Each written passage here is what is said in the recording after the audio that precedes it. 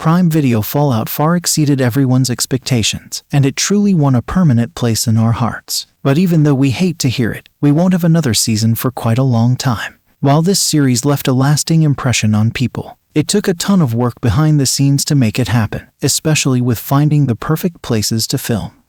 Show producer Jonathan Nolan, with Geneva Robertson and Graham Wagner, were aiming to faithfully recreate the game's world while also telling a new story. The team traveled across continents to bring Wasteland to life. Rather than throw some sand under a green screen, the Wasteland was shot in Namibia on the Skeleton Coast. This particular part of the desert is home to Kalmanska, a ghost town filled with the ruins of once beautiful houses, much like the one Lucy walks into in episode 2. The creator of the show, Jonathan Nolan, has talked about what makes the place so unique. He said, "That was a unique experience for us. I've never shot somewhere so remote, where the only things there are hyenas. It's a lovely and strange place. No one's ever shot there before." Amazon Prime Video's Fallout does take place in a lot of original locations that are added to the Wasteland.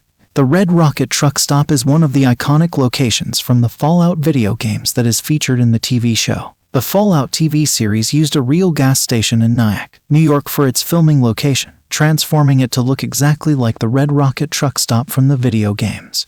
Wendover Airfield is another interesting location used in the Fallout TV show. Wendover Air Force Base is a real historical site in Utah that was used as a training camp for bombers during World War II.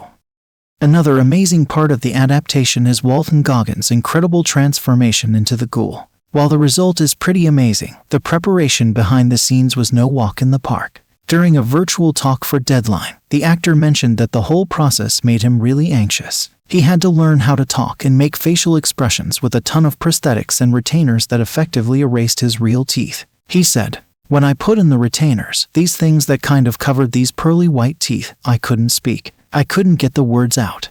Goggins also mentioned it took about 5 hours to transform him into the Ghoul with all the prosthetics and retainers. Despite feeling anxious at first, he and Vincent Van Dyke, the show's prosthetics designer, worked together to shorten that time to just 2 hours. In an interview with Seth Meyers to promote the show, Goggins mentioned that the show put in a lot of effort to ensure that the Ghoul's appearance wasn't too unpleasant to see. We wanted him to be attractive, we wanted the audience to kind of lean into his look and not be kind of repulsed by it. And so I said, could you do Chris Christopherson if he were 250 years old and had been walking the Wasteland and had been drinking all night? Ella Purnell, who plays Lucy, talked about how committed Walton was to his character. She said, "I remember the first time I saw him on set, standing head to toe in prosthetics, plus the jacket and everything. It was like 96 degrees in New York, and I thought he was crying. Then I realized he wasn't crying, he was sweating. He had a tough job and he was just such a trooper, such a professional."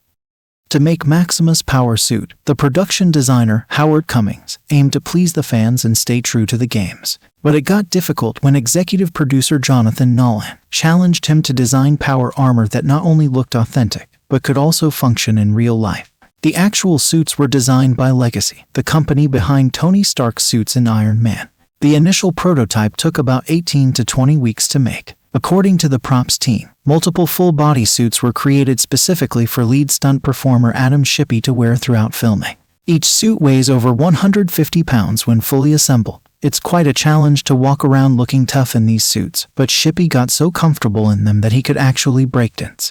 Purnell and Walton shared that while they didn't need big transformation for their roles like Goggins, they still had to deal with their own tricky outfits. Walton had to wear a heavy suit loaded with gear, weighing about 150 pounds, which took about 12 minutes to take off. On the other hand, Purnell mentioned the challenges of dealing with her costume during filming. She said, "You play these games and you don't think about how hard it is to pee in a vault suit. Then you wear a costume and you're working a 16-hour day and suddenly you're butt naked in a cubicle because you got to take your whole thing off to pee." During an interview with Variety, the cast of the Fallout TV show shared that before being part of the Fallout cast, they didn't know much about Bethesda's gaming series. I had heard about Fallout, but I didn't know anything about the world.